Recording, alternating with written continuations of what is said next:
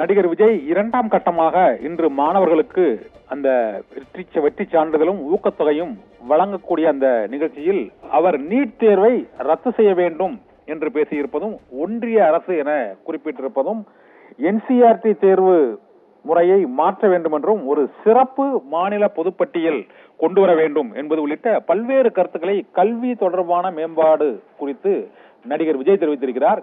நடிகர் விஜயின் அரசியல் பிரவேசத்தின் முன்னோட்டமாக மாணவர்களுக்கு அவர் தெரிவித்துள்ள ஆலோசனைகள் தொடர்பாக நம்முடைய அரசியல் விமர்சகர் ரவீந்திரன் துரைசாமி இணைந்திருக்கிறார்.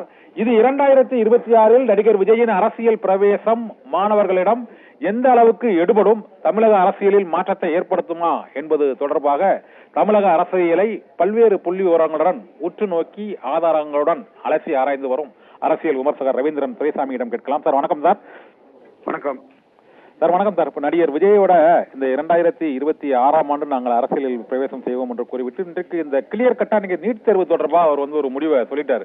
நீட் தேர்வை ரத்து செய்துதான் ஆக வேண்டும் அப்படிங்கிற ஒரு திட்டவட்டமான ஒரு அறிவிப்பா சொல்லியிருக்கிறார். ஒன்று. இன்னொன்னு, இந்த கல்வி மாநில பொதுப்பட்டியலுக்கு வரணுங்கிற பல ஆண்டு கால கோரிக்கையும் அவர் தெரிவித்திருக்கிறாரு. அது முடியலன்னா ஒரு சிறப்பு பொதுப்பட்டியல் கொண்டு வரலாம் அப்படிங்கறதையும் சொல்லியிருக்கிறாரு. இப்ப நமக்கு என்னன்னா, இப்போ ஹார்ட் ஐடியாலஜிஸ் உள்ள கட்சிகளாக இப்போ நம்ம தமிழ்நாட்டுல திமுக, அதிமுக மற்றும் பிஜேபி, இது போக விசிக, பாமக போன்ற சமூக மத ரீதியான கட்சி சித்தாந்த கடுமையான உள்ள கட்சிகளாக தான் இருக்கிறது. ஆனால் பொது சமூகத்துல நீங்களே அதை பார்த்திருக்கலாம். பல்வேறு இடங்கள்ல, அது பொதுவான இடங்கள்ல பேசும்போது கூட மக்கள் ஒன் சைடு எடுக்காம ஒரு பொதுவா, அதாவது ஒரு பிரச்சனையை பொறுத்தவரையில அந்த பக்கமும் பாதிப்பு இல்லாம இந்த பக்கமும் பாதிப்பு இல்லாம ஒரு பொதுவான ஒரு ஸ்டாண்ட், சாஃப்ட் ஸ்டாண்ட் எடுத்து அந்த மக்கள்கிட்ட போகணும் அப்படிங்கிற ஒரு கருத்து இருக்கு. அதன் எதிரொலியா தான் இன்னைக்கு பள்ளிகளிலையும் கல்லூரிகளிலையும் இந்த அரசியல்ங்கிறது பெரிய லெவல்ல அது இல்ல. இடதுசாரிகளுக்கு கூட அது இன்னைக்கு கல்லூரியிலையும் பள்ளிக்கூடத்திலையும் அரசியல் பேசக்கூடிய முடியாத ஒரு சூழ்நிலை இருக்கிறது.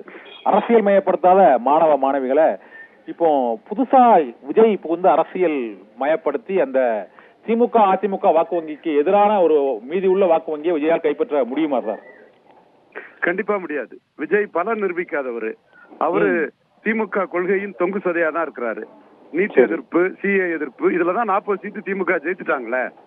இவரும் திரும்ப அதை எதிர்த்து என்ன ஆக போகுது? இன்டைரக்டா இந்த கொள்கையில நிலைப்பாடா இருக்கக்கூடிய திமுகவுக்கு மறைமுக ஊதுகுழலா தான் இருக்கிறாரு. சிஏஏ எதிர்ப்புன்னு விஜய் சொன்னாரு.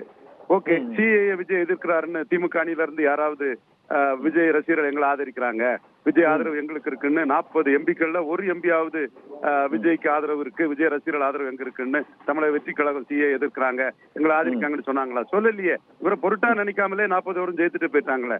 அப்போ இவரோட சிஏ எதிர்ப்பு என்ன தாக்கத்தை ஏற்படுத்திச்சு?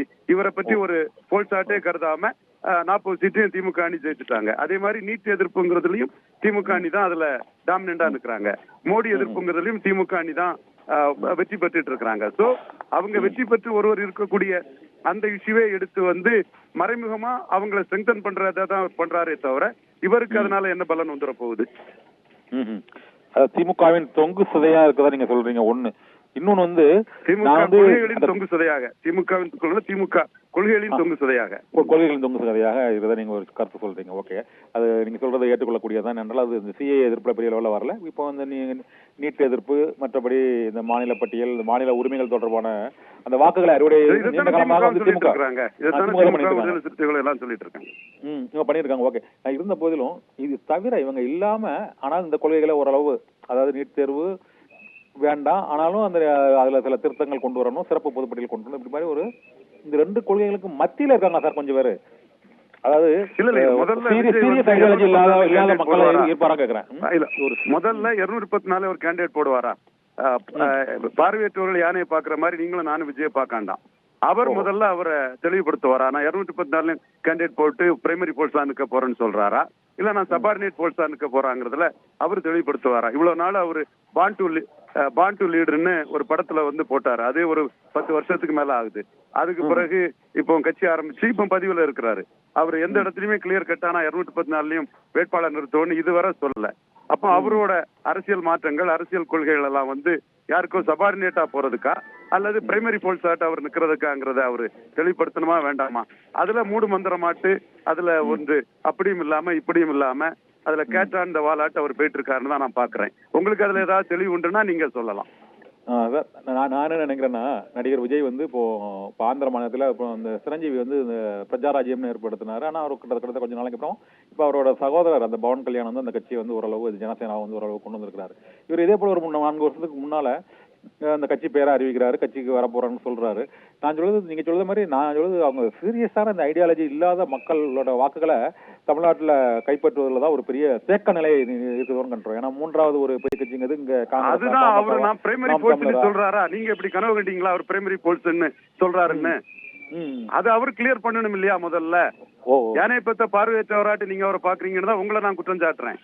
முதல்ல அவர் பிரைமரி போல்ஸ்ன்னு சொல்லட்டு அதுக்கு பிறகுதானே இதை நம்ம பேச முடியும். அப்போ அவர் வந்து 234 தொகுதியில் மாணவ மாணவிகளை சந்திக்கிறார் சார். 234 கேண்டிடேட் போடுவீங்க. 40 தொகுதியில தான் அவரு ஆர்ப்பாட்டமே நடந்தது. நீங்க சச்சின் டிவி வச்சிருக்கீங்க, பிரபல டிவி, உங்க டிவியில ரிப்போர்ட்டர்ஸ் மூலமா 214 ஒரு ஆர்ப்பாட்டம் பண்ணல. புஷி ஆனந்த் போலியா மோசடியா 214 பண்றது சொல்றது மோசடிங்கிறத நீங்க கிராஸ் செக் பண்ணா தெரியும். மாணவர்களை 214 பாக்குறது ஈஸி. அதுக்கு அவர் இன்வெஸ்ட் பண்றாரு, பாராட்டுறேன், வாழ்த்துறேன். கல்விக்கு அவர் சேவை செய்து மகத்தான சேவை, அதுக்கு அவர் பாராட்டுக்குரியவர், அதுல எந்த மாற்றமும் இல்ல. 234 தொகுதியிலும் வறுமை ஒழிப்பு இது நடக்கிறன்னு பத்திரிகையில செய்தி கொடுத்தாரு, ஊடகத்துல செய்தி கொடுத்தாரு. நீங்க சச்சின் டிவில இருந்து செக் பண்ணுங்க, 40 தொகுதிக்கு மேல அது நடக்கல. அந்த ஆர்ப்பாட்டம் சரி, ஒரு ஆர்ப்பாட்டம் செக் பண்ணலாம், சச்சின் டிவி செக் பண்ணலாம். ஒரு பிரபல பத்திரிகையில புஷி ஆனந்த் மோசடியா ஒரு செய்தியை கொடுத்தாரு, அந்த செய்தி அப்படியே அந்த பத்திரிகையில வந்திருக்குது. நீங்க வந்து 214 நடத்தலன்னு ஆணித்தரமா சொல்றேன். 40 சட்டமன்ற தொகுதிக்கு மேல அது நடக்கல. அப்ப அமைப்பு வந்து 40 தொகுதிக்குள்ள மட்டும் வச்சுக்கிட்டு 234ன்னு சென்னையில் உள்ள ஊடகவியலாளர்கள் மத்தியில ஒரு போலியான பிம்பத்தை கட்டமைக்கிறாங்க. சச்சின் டிவிக்கு வந்து தமிழ்நாடு ஃபுல்லா நிருபர்கள் இருக்காங்க. அந்த விஜயோட அந்த போராட்டம் எத்தனை இடங்கள்ல நடந்து நீங்க கிராஸ் செக் பண்ணி பார்த்தா 40 தாண்டாதுன்னு தெரியும்.